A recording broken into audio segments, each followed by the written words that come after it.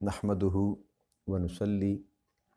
व नुसल्लिमु अला सय्यदिना व मौलाना मुहम्मदिन रसूलिहिल नबील अमीनिल मकीनिल हनीनिल करीमिर रऊफुर रहीम। अम्मा बअद फ़ऊज़ बिल्लाहि मिनश शैतानिर रजीम। बिस्मिल्लाहिर रहमानिर रहीम। वाजिबुल एहतराम साथ अल्लाह ताला का बेपनाह लुत्फ़ व करम और उसका एहसान अज़ीम है कि जिसकी तौफ़ीक से हम उसके ज़िक्र के लिए उसके घर में जमा हैं। आज हम अल्लाह की तौफ़ीक से सूरह यूनुस की आयत नंबर 26 से अपने सबक का आगाज़ कर रहे हैं। रब करीम ने इरशाद फरमाया, लिल्लज़ीना अहसनुल हुस्ना व ज़ियादा वला यरहकु वजूहहुम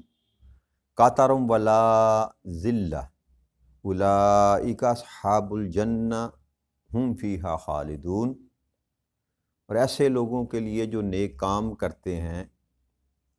नेक जज़ा है, बल्कि उस पर भी इजाफ़ा, और ना उनके चेहरों पर स्याही छाएगी ना ज़िल्लत। यही अहले जन्नत हैं और वो उसमें हमेशा रहने वाले हैं।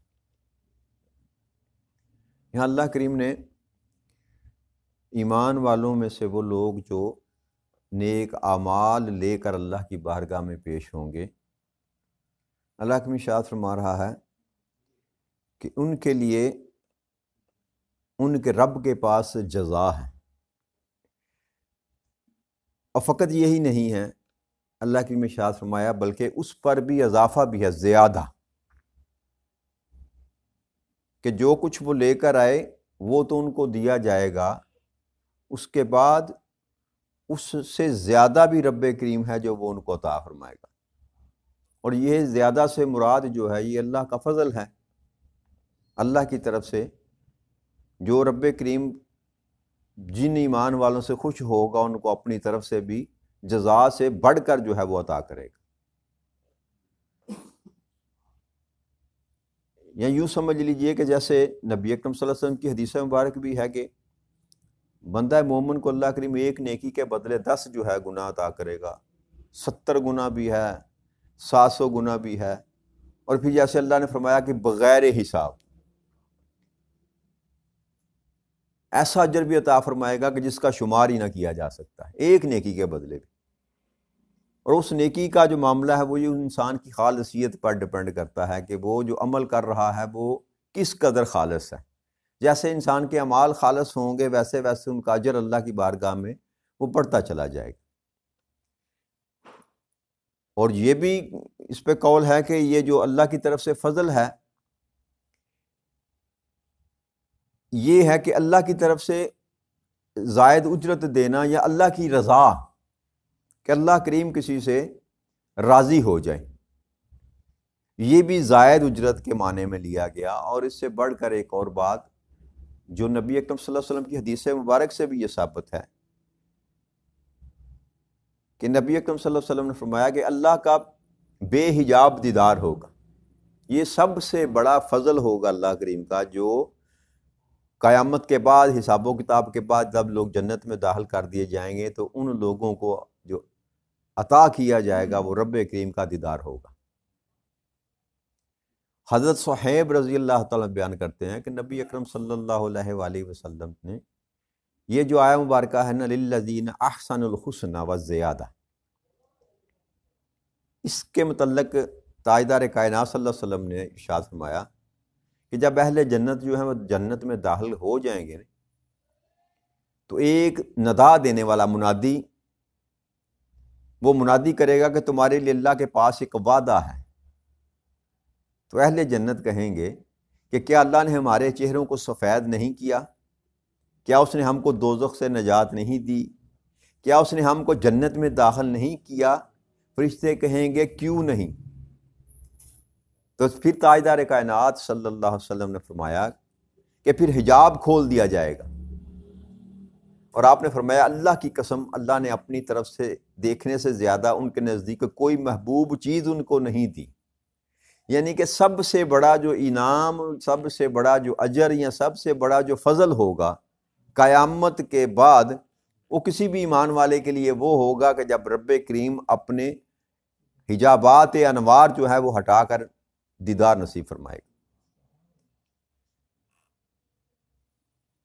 اور اس پر ہمارے جو اکابرین ہیں اس میں، کیونکہ نبی اکرم صلی اللہ علیہ وسلم کے اجل جو صحابہ ہیں ان کی حدیث مروی ہے اس معاملے میں کہ اللہ کریم کا دیدار جو ہے، نبی اکرم صلی اللہ علیہ وسلم فرماتے ہیں کہ آپ بیٹھے ہوئے تھے صحابہ کرام کے درمیان، تو کسی نے سوال کیا کہ کیا ہم اللہ کو دیکھ سکیں گے؟ تو آپ نے 14ویں رات کے چاند کی طرف اشارہ کر کے فرمایا کہ کیا تم اس چاند کو دیکھ رہے ہو؟ تم اسی طرح رب کریم کا دیدار کرو گے جیسے تم اس 14ویں رات کے چاند کو دیکھ رہے ہو۔ تو یہ سب سے بڑا جو فضل ہی ہے، تاجدار کائنات صلی اللہ علیہ وسلم فرمایا کہ وہ اللہ کا جو حجاب ہے، اپنے انوار کے حجاب جو ہے وہ ہٹا کر بندوں کو دیدار کرانا۔ اور دوسری جو اللہ کریم نے یہاں پر ایمان والوں کی جو نشانی بیان فرمائی وہ یہ کہ ان کے چہروں پر کسی قسم کا غبار یا سیاہی نہ ہوگی، چمکتے ہوئے چہرے ہوں گے، اور نہ ہی ذلت ان کے قریب پھٹکے گی۔ یہی اہل جنت ہیں، وہ اس میں ہمیشہ رہنے والے ہیں۔ یہ اللہ کریم نے ان لوگوں کی یہاں پر تعریف کی، ان لوگوں کو وضاحت کی جو لوگ اللہ کے ساتھ تعلق کو رکھتے ہوئے تاجدار کائنات صلی اللہ علیہ وسلم کی اتباع کرتے ہوئے نیک اعمال میں زندگی بسر کرتے۔ اور دوسرا اللہ نے فرمایا والذین کسبوا السیئات جزاؤ سیئات بمثلها وترحقهم الذلہ ما لهم من اللہ من عاصم کأنما اغشیت وجوہہم قطعا من اللیل مظلما اولئک اصحاب النار ہم فیہا خالدون۔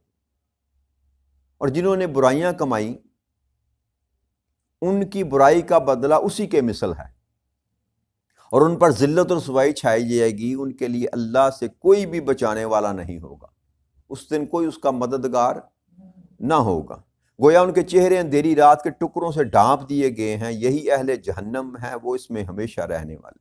اب اللہ کریم نے یہاں پر دوسرے کیٹیگری کے لوگوں کا ذکر کیا، یہ وہ لوگ ہیں جنہوں نے نبی اکرم صلی اللہ علیہ وسلم کی دعوت کو قبول نہ کیا، اللہ اور اللہ کے رسول کی بات کو تسلیم نہ کیا، اور زندگی میں نیک اعمال کو اکٹھا نہ کیا۔ اللہ فرما رہا ہے ان کی جو کمائی ہے اس کے مثل ہی ان کو بدلہ دیا جائے گا۔ اور ایک بات یہ کہ جو جزا ہے رب کریم کی طرف سے، وہ جس قدر انسان کا عمل ہوگا اس قدر اس کو عطا کی جائے گی۔ اگر برائی کی ہے تو ایک برائی کا بدلہ ایک برائی کے بدلے میں ایک ہی دیا جائے گا، مگر جب نیک عمل کریں گے تو وہاں اللہ کریم اپنا فضل شامل کرے گا اور اس کو بڑھا کر جس قدر وہ چاہے گا وہ اس کو عطا کرے گا۔ لیکن برائی کے بدلے میں اللہ کریم جو اس نے کیا اس کے برابر، یہ اس کا عدل ہونا، یہ اس کے عادل ہونے کی سب سے بڑی نشانی ہے کہ وہ کہتا ہے کہ میں کسی پر ظلم نہیں کرتا، جو تو کما کر لے کر آئے گا، جو تو آگے بھیجے گا وہی میں تجھ کو ریٹرن کر دوں گا۔ تو جو برائی کرے گا اس کو اس قدر ہی اس کا جو ہے نا صلہ، اللہ نے فرمایا کہ جیسی برائی کی اسی کا مثل اس کو ملے گا، اور ان پر ذلت و رسوائی چھائی ہوگی، اور پھر اس دن اللہ کے عذاب سے ان کو کوئی بھی بچانے والا نہیں ہوگا۔ گویا ان کے چہرے اندھیری رات کے ٹکڑوں سے ڈھانپ دیے گئے ہوں۔ اللہ نے فرمایا کہ یہی اہل جہنم ہے، اور یہ ہمیشہ ہمیشہ اس میں رہیں گے۔ اب جو جنت میں ڈال دیے گئے وہ بھی دائماً جنت میں رہیں گے، اور جو جہنم میں ڈال دیے گئے وہ بھی دائماً جہنم میں رہیں گے، مگر یہ وہ لوگ ہیں جنہوں نے ایمان قبول نہیں کیا۔ ایمان والوں کا معاملہ تھوڑا جدا ہے اس سے۔ یہ دو اللہ کریم نے بیان کی، دو گروپ یا دو کیٹیگری، ایک وہ جو صاحب ایمان ہے اور نیک اعمال کرتے رہے، ان کے لیے اللہ نے سیدھا فرمایا کہ یہ جنت میں جائیں گے اور میں اپنے فضل سے ان کو نوازتا رہوں گا، اور دوسرا وہ جو ایمان نہ لائے اور بدعمالیاں کرتے رہے۔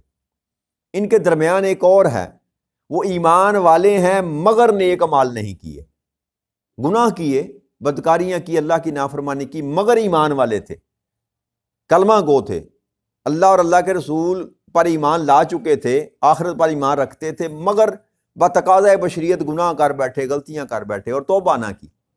اور گناہوں کے سمیت رب کریم کی بارگاہ میں پیش ہوئے۔ تو ایسے لوگوں کا معاملہ یہ ہوگا کہ ان کو ان کے گناہوں کے باعث جہنم میں پھینکا جائے گا،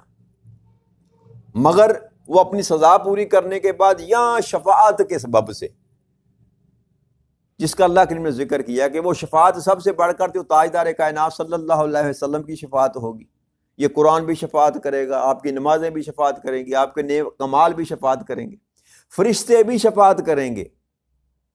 اور پھر نیک اور صالح اولاد جو ہے وہ اپنے ماں باپ کی شفاعت کرے گی، نیک مال بھی آپ کی شفاعت کریں گے. تو پھر اس شفاعت کے سبب سے اللہ کریم ایمان والوں کو جہنم میں سے نکال کر جنت میں ڈال دے گا. یہ فرق ہے دائماً کفر میں اور ایمان والے گناہ گار ہونے میں، کہ ایمان والا جہنم میں جائے گا اگر گناہ گار ہے، مگر وہ جہنم میں اپنی سزا پوری کرنے کے باعث، یا پھر ہے کہ شفاعت کے سبب سے، یا یوں بھی ہے کہ اللہ کریم اپنا فضل کرے اور اس کے گناہوں کو معاف کر دے. یہ وہ قدرت رکھتا ہے، وہ مالک ہے. مگر عدل اس کا یہ ہے کہ جو اچھا عمل کرے گا اس کو وہ جزا کے طور پر جو ہے وہ جنت میں داخل کرے گا، اور جو برا عمل کرے گا اس کو سزا کے طور پر وہ جہنم میں داخل کرے گا. پھر اللہ کے ارشاد فرمایا وَيَوْمَ نَحْشُرُهُمْ جَمِيعًا ثُمَّ نَقُولُ لِلَّذِينَ أَشْرَكُوا مَكَانَكُمْ أَنْتُمْ وَشُرَكَاؤُكُمْ فَزَيَّلْنَا بَيْنَهُمْ وَقَالَ شُرَكَاؤُهُمْ مَا كُنْتُمْ إِيَّانَا تَعْبُدُونَ. اب اللہ کریم فرما رہا ہے کہ جب قیامت کے دن، جس دن سب کو میں اکٹھا کروں گا، تو جو شرک کرنے والے مشرک تھے ان سے رب کریم فرمائے گا کہ تم اور تمہارے شریک اپنی اپنی جگہ پر ٹھہرو. اللہ فرماتا ہے پھر میں ان کے درمیان پھوٹ ڈال دوں گا.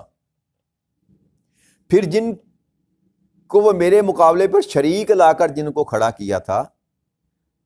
وہ کہیں گے کہ تم ہماری عبادت تو نہیں کرتے تھے. یعنی کہ قیامت کے دن وہ جو عقیدہ باطل تھا ان مشرکوں کا، کافروں کا، کہ یہ جو بت ہیں ہم ان کی عبادت کرتے ہیں یا ان کے ساتھ تعلق رکھتے ہیں اس سبب سے کہ یہ ہماری اللہ کے ہاں سفارش کریں گے.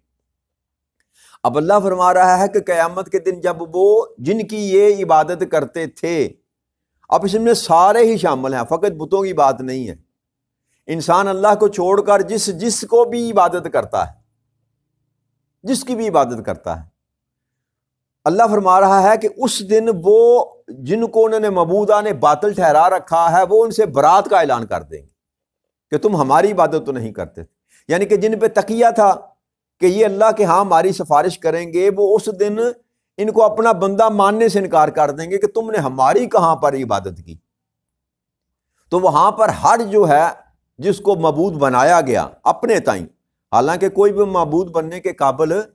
نہ کوئی انسان ہے، نہ جن ہے، نہ کوئی بت ایسے ہیں کہ جو معبود بننے کے قابل ہوں، مگر انسان بنا لیتا ہے کسی کو، اپنا معبود باطل کسی کو بنا لیتا ہے، چاہے جا کہ وہ خود معبود بنا ہو یا نہ بنا ہو. انسان اپنی خواہش نفسانی کو پورا کرنے کے لیے کسی نہ کسی کو اپنا خدا بنا لیتا ہے. تو اللہ فرما رہا ہے کہ اس دن جو ہے جن کو تم نے خود ساختہ اپنا خدا بنائے رکھا، جب ان سے پوچھا جائے گا تو وہ بھی انکار کر دیں گے اور کہیں گے کہ تم ہماری کب عبادت کرتے رہے، ہم تمہارے معبود نہ تھے. تو پھر جن پر یہ تقیہ تھا کہ یہ ہماری سفارش کریں گے، وہ تو اللہ کے ہاں جب کھڑے ہوں گے تو وہ اس بات سے صاف انکار کر دیں گے. فَكَفَى بِاللَّهِ شَهِيدًا بَيْنَنَا وَبَيْنَكُمْ إِن كُنَّا عَنْ عِبَادَتِكُمْ لِغَافِلِينَ. بس ہمارے اور تمہارے درمیان اللہ ہی گواہ کافی ہے کہ ہم تمہاری پرستش سے بے خبر تھے. کہ وہ کہیں گے کہ اس بات پر رب کریم جو ہے وہ ہمارے تمہارے درمیان گواہ ہے کہ ہم نے تمہیں نہیں کہا کہ ہماری عبادت کرو، ہم تو تمہاری عبادت سے بھی بے خبر تھے. تم نے ہمیں خدا بنا رکھا تھا، مگر ہمیں تو اس بات کا بھی نہ پتا تھا کہ تم ہمیں خدا بنائے بیٹھے ہو. تو وہاں پر جتنے معبودان باطل جو انسان نے گڑے ہوں گے وہ اس دن ہاتھ کھڑے کر دیں گے اور کہیں گے کہ اب اس بات پر اللہ جو ہے وہ گواہ ہے اس بات پر کہ ہم تو اس بات سے بے خبر تھے کہ تم نے ہم کو اپنا معبود بنا رکھا تھا. تو وہاں پر ہر ایک انسان کا جو آسرا ہے جس کو دنیا میں وہ بنا کر لے کر پھرتا ہے کہ مجھے یہ بچا لے گا، مجھے یہ بچا لے گا، یا اللہ کے مقابلے میں مجھے یہ میرے کام آ جائے گا، وہ سارے کے سارے آسرے، ساری امیدیں، ساری کی ساری جو انسان کی خوش فہمیاں تھیں، وہ جب رب کریم کے سامنے انسان جائے گا تو وہ ساری کی ساری زائل ہو جائیں گی. وہاں پر جیسے اللہ نے فرمایا کہ انسان تیرے اعمال کام آئیں گے. ہنالک تبلو کل نفس ما اسلفت وردوا الی اللہ مولاہم الحق وضل عنہم ما کانوا یفترون. اور اس مقام پر ہر شخص ان کو جانچ لے گا جو اس نے آگے بھیجے تھے، وہ اللہ کی جانب لوٹائے جائیں گے جو ان کا مالک حقیقی ہے، اور ان سے وہ بہتان تراشی جاتی رہے گی وہ جو کیا کرتے تھے۔ اللہ فرماتا ہے کہ جب پیش کیا جائے گا نا میرے سامنے، تو اللہ کی حیبت اور اللہ کا جلال جو ہوگا، وہاں تو کسی کی جا نہ ہوگی کہ وہاں پر کوئی چلاکی کرے، کوئی تیزی کرے، کوئی جھوٹ بولنے کی کوشش کرے۔ وہاں تو انسان کے اپنے اعضاء جو ہیں وہ بھی انسان کے حق میں یا ناحق اس کے خلاف گواہی دیں گے۔ اگر برے اعمال کیے تو انسان کے ہر جسم کے اعضاء جو ہیں وہ اس بندے کے خلاف جو ہے اللہ کی بارگاہ میں گواہی پیش کریں گے۔ تو اللہ فرماتا ہے کہ اس دن ہر بندہ جو ہے اپنے اعمال کی جانچ پڑتال کر لے گا، حقیقت کو جان لے گا جو اس نے آگے بھیجے۔ ہر ایک چیز اس پر عیاں کر دی جائے گی، اس کے نامہ اعمال کھول کر اس کے سامنے پیش کر دیا جائے گا کہ یہ بندے دیکھ، یہ عمل تو نے کیا تھا، یہ تیرا ہی اعمال نامہ ہے، یہ تیرے ہی کام ہیں، یہ تیرے ہی کسب ہیں۔ تو وہاں کوئی بھی انسان وہاں سے انکار نہیں کر سکے گا۔ تو اللہ فرما رہا ہے کہ ہر ایک عمل وہ دیکھ لیں گے جو انہوں نے میری طرف بھیجا تھا، اور پھر اللہ فرما رہا ہے کہ وہ میری جانب ہی لٹائے جائیں گے جو ان کا مالک حقیقی ہے، اور ان کی بہتان تراشی جاتی رہے گی جو وہ کیا کرتے تھے۔ یعنی کہ جو طرح طرح کی من گڑت طویلیں اور اللہ کے ساتھ باتیں منسوب کیا کرتے تھے، جیسے یہودی کہا کرتے تھے کہ ہم پر تو اللہ کا جو ہے نا وہ عذاب آنا ہی نہیں، ہم نے تو جہنم میں جانا نہیں، ہمارا تو حساب و کتاب ہونا ہی نہیں، مگر گرفت ہوئی بھی تو بڑی تھوڑی سی ہوگی۔ جیسے اللہ نے فرمایا سورہ بقرہ میں کہا تھا نا کہ کیا ان سے میں نے کو وعدہ کر رکھا ہے۔ تو اللہ کی ذات کے ساتھ ایسی باتیں منسوب کر دینا، یا تاجدار کائنات صلی اللہ علیہ وسلم کی ذات کے ساتھ ایسی باتیں منسوب کر دینا، یا کسی اور کے ساتھ، اللہ کے نیک بزرگوں اولیاء کے ساتھ اپنی ذاتوں کو منسوب کر دینا کہ مجھے یہ بچا لیں گے، مجھے یہ بچا لیں گے۔ تو اللہ فرما رہا ہے کہ جتنی بہتان تراشیاں یہ کرتے رہے میری ذات کے ساتھ یا میرے محبوب کے ساتھ، جو بات اللہ نے نہیں کی، جو وعدہ اللہ نے نہیں کیا، یا جو بات تاجدار کائنات صلی اللہ علیہ وآلہ وسلم نے نہیں کی، یا جو وعدہ نبی اکرم صلی اللہ علیہ وآلہ وسلم نے نہیں کیا، تو ان کو ان ذاتوں کے ساتھ منسوب کرتے رہے راہ فرار اختیار کرنے کے لیے۔ یا اللہ کے ساتھ جوڑ دیا، رب نے ایسا کہا، یا رسول اکرم صلی اللہ علیہ وسلم کے ساتھ جوڑ دیا۔ تو اللہ کہتا ہے یہ ساری جتنی بھی بہتان تراشیاں کرتے رہے نا، یہ ساری کی ساری ان کی جاتی رہیں گی۔ اللہ کریم نے قرآن کریم میں یہ تاجدار کائنات صلی اللہ علیہ وسلم نے اپنی زبان اقدس سے جو احادیث مبارکہ میں کہیں ایسا ذکر نہیں کیا کہ بغیر حساب و کتاب کے ہی، بغیر کچھ سوچے سمجھے، بغیر کچھ پڑھے، بغیر جانچ پڑتال کیے، بغیر تمہارے نامہ اعمال کو کھولے یا بغیر تمہارے اعمال کو تولے، رب کریم جو ہے تمہیں جنت میں داخل کر دے گا۔ الا وہ لوگ جن کو اللہ کریم نے کہا کہ 70,000 تاجدار کائنات صلی اللہ علیہ وسلم فرمایا کہ میری امت میں سے ایسے لوگ ہوں گے جو بغیر حساب و کتاب کے جنت میں داخل کر دی جائیں گے،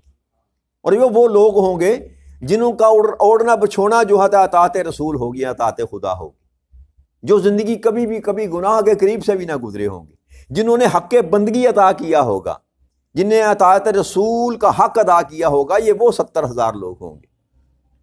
عامت المسلمین کی بات نہیں کی جا رہی کہ ہم جیسے لوگ ہوں گے جو نماز پوری طرح 5 وقت کی ادا نہیں کر سکتے،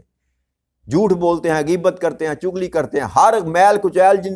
ہمارے وجود کے ساتھ لگی ہوئی ہے، اور ہم یہ کہیں کہ بس ہمیں فلاں بچا لے گا، فلاں بچا لے گا، فلاں بچا لے گا، یہ بہتان ہے جو رب کریم کہتا ہے کہ سارے بہتان جاتے رہیں گے وہاں پر تو ہر چیز کہتے ہیں نظر کر سامنے آ جائے گی، جو کچھ تم نے کیا اللہ کہتا ہے وہ تم پر عیاں کر دیا جائے گا۔ ہر شخص جو ہے وہ اپنے اعمال کو وہاں پر دیکھ لے گا، وہاں پر انسان کی کوئی تیزی اور تراری کام آنے والی نہیں ہے۔ لہذا رستہ یہی ہے جو اللہ کریم نے بیان فرمایا کہ جماعتیں وہاں پر دو ہی ہیں، ایک وہ جو کامیاب ٹھہری اور ایک جو نامراد ٹھہری۔ اب کامیاب لوگوں کا راستہ جو رب کریم بتا رہا ہے کہ وہ جو صراط مستقیم پر چلے، جنہوں نے اللہ میری اور میرے محبوب کی بات پر یقین کیا، مان لیا اور اس پر پھر عمل کرنے کی کوشش کی اور اپنی زندگی کو گناہوں سے بچا کر رکھا۔ ایک ہے نیک اعمال کرنا، ایک گناہوں سے بچا کر رکھنا۔ جب تک یہ دونوں اعمال بندہ ساتھ لے کر نہ چلے، دونوں کردار، گناہوں سے بچنا بھی اسی قدر ضروری ہے جس قدر نیک اعمال کرنا ضروری ہے۔ یہ نہیں کہ ایک طرف نیک اعمال کرتے رہیں دوسری طرف آپ گناہ کرتے رہیں، یہاں نفاق کرتے رہیں، اللہ کی راہ میں مال خرچے کرتے رہیں، مسکینوں کی مدد کرتے رہیں، غریبوں کی مدد کرتے رہیں، وہاں شراب و کباب کی محفلوں میں اپنے آپ کو مصروف رکھیں۔ جی یہ نہیں، جہاں نیک اعمال کرنا اسی قدر ضروری ہے کہ برے اعمال سے بچنا، یہ ضد ہے ایک دوسرے کی۔ ایسا نہیں ہو سکتا کہ بندہ ایک برا ہو اور نیک مال بھی سمجھے کہ میں کر رہا ہوں اور میرا بیلنس معاملہ ٹھیک ہو جائے گا، نہ ایسی بات نہیں ہے۔ ہاں جو نیک مال ہوں گے وہ بھی تیری کتاب میں لکھے ہوں گے، اور جو برے مال ہوں گے وہ بھی تیری کتاب میں لکھے ہوں گے۔ پھر حساب و کتاب جب کیا جائے گا تو اس کے بعد اگر تیرے نیک مال بڑھ گئے تو پھر رب کریم کی طرف سے تمہیں اجر عطا کیا جائے گا، اور پھر اللہ کریم اپنا فضل اگر چاہے گا شامل کر کے تو تمہیں جنت میں داخل کر دے گا۔ مگر اگر نیک مال کے ساتھ تیرے بد عمالیاں بھی ساتھ ہوئیں اور بد مالیاں تیری بڑھ گئیں تو پھر وہ تیرے نیک مال جو ہیں وہ مانس میں چلے جائیں گے، اور بد مالیاں زیادہ ہونے کے سبب سے اللہ کے عدل کا تقاضا یہ ہوگا کہ اللہ کے تمہیں جہنم میں پھینک دے گا۔ تو لہٰذا جس قدر انسان کے لیے نیک اعمال کرنا ضروری ہے اس قدر انسان کے لیے برے اعمال سے بچنا بھی ضروری ہے۔ اطاعت اسی کو کہتے ہیں، فرما برداری اسی کو کہتے ہیں، تقوی اسی کو کہتے ہیں کہ ہر برے کام سے جو اللہ نے منع کیا اس سے رک جائے، اور ہر وہ اچھا کام جس کی تلقین اللہ اور اللہ کے رسول نے کی ہے اس کو اپنا لے۔ تو یہ دونوں ہی طرف بندے کو اپنا دھیان رکھنا چاہیے، گناہوں سے بچنا اور نیک اعمال کرنا۔ تو آج یہی بات کو ختم کرتے ہیں، انشاءاللہ آگے کل بڑھیں گے۔ وما علینا الا البلاغ المبین۔ السلام علیکم ورحمۃ اللہ۔